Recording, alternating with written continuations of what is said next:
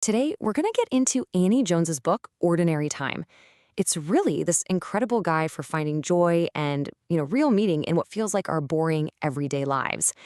And it kicks off with a question that, honestly, a lot of us are kind of scared to answer. Oof, does that one sting a little? It's a feeling so many of us have, right? This quiet little hum of anxiety in the back of our minds that maybe, just maybe, we're getting left behind while everyone else is just racing ahead. I mean, you know the drill. You open up your phone and it is just this nonstop parade of highlights, epic adventures, huge career wins, picture-perfect families, and then you look up and there's your own reality, the same four walls, the same daily stuff. It is so easy for that little voice to start whispering, "Am I missing out on something?" So here's our game plan. We're going to break down exactly why we feel this way and how we can start to find the hidden beauty in our daily lives. We'll kick things off with the problem, then define a really powerful new concept, and then get into some practical ways to actually embrace it. First up, let's talk about the culture we're all swimming in. We've basically been trained to only celebrate the big, flashy moments. The graduations, the promotions, the weddings.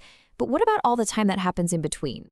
Because that in-between time, those small, totally ordinary days, well, that makes up about 99% of our entire lives. So by only focusing on the highlights, we are literally ignoring almost all of our own existence. And this, right here, is the biggest point Annie Jones makes. The real magic, the actual growth, and the deepest kind of happiness, they aren't found in those rare mountaintop moments. Nope, they're hidden away in the quiet stillness of our normal days, if we just learn how to look. Okay, so if we're not supposed to be in this highlight reel race, what's the alternative? Well, the book gives us this beautiful concept called ordinary time. The term actually comes from the church calendar. It's used to mark those long, quiet stretches between the big holidays. And it's not seen as empty time at all. It's a period of steady preparation and, unseen growth. It's the time when the real work actually gets done. This slide just lays it out so perfectly. On one side, you've got the big moments, right? The festivals, like the harvest or the big celebration. But look at the other side, the ordinary time. That's the most important part. It's the daily quiet work of tending the fields, of watering and weeding and waiting. That is where the real growth happens. We really need to rethink what the word ordinary means. It doesn't mean boring or unimportant. Its original root is actually about order, about things being arranged in a row. It's all about finding this calm, deep rhythm to life, just moving forward, steady, one day after another. Okay, that sounds great in theory, but how do we actually do this? Well, the first step is external. It's about creating stability in our lives. The book calls it the art of planting roots. Our culture celebrates the digital nomad, right? The person who's always on the move. But there's a real cost to always being uprooted. You might see a ton of places, but none of them ever really feel like home.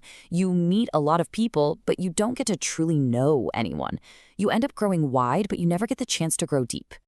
I absolutely love this slide. It illustrates the power of limits so well. We're always told we can be anything, do anything, and honestly, it can be totally overwhelming. But what if limits aren't a cage? What if they're more like a garden fence, protecting our energy from all the chaos outside and allowing something truly beautiful to grow inside? So what does this actually look like day to day? Well, it means investing right where you are. Smile at your neighbor. Actually talk to the person at the local coffee shop. Maybe join a community group. These small acts start to build this web of relationships that gives you a real sense of security and belonging. All right, so we've covered the external structure. Now let's turn inward and talk about the internal mindset. This whole section is about finding creativity in those quiet moments that we're so terrified of. I mean, think about it.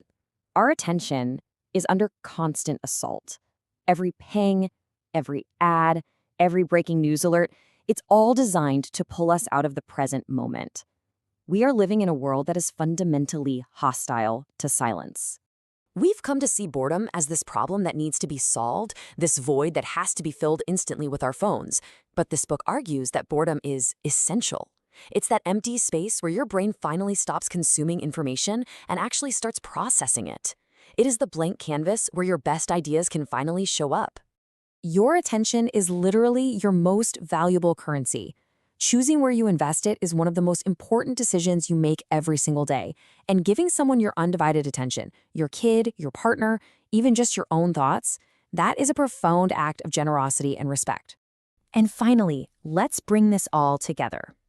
What is the ultimate reward for embracing ordinary time? It's the permission. The permission to find grace in a completely, totally normal day.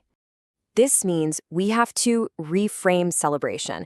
It's not some big party for a huge achievement. It's a daily discipline. Did you finish a tough email? Celebrate it. Were you patient with your kids? Acknowledge it. This actually trains your brain to find the good in the small things, and that creates this positive feedback loop that just makes you want to keep going. And this is so important. This whole idea isn't another self-improvement project to tack onto your to-do list. It's the complete opposite. It's this deep, liberating permission to just slow down, to be imperfect, and to stop chasing some imaginary, more exciting life that you think you're supposed to have. We've all heard that phrase, don't just stand there, do something. Well, this book just gently flips it right on its head. Sometimes, the most productive, most meaningful thing you can possibly do is to stop doing and to just be. To stand still, to take a breath, and to simply exist in the grace of an ordinary moment. It's a really simple shift in perspective, but it's a profound one. So the question I'll leave you with is this. What small, quiet, and beautiful treasure is waiting for you to notice in your ordinary day today?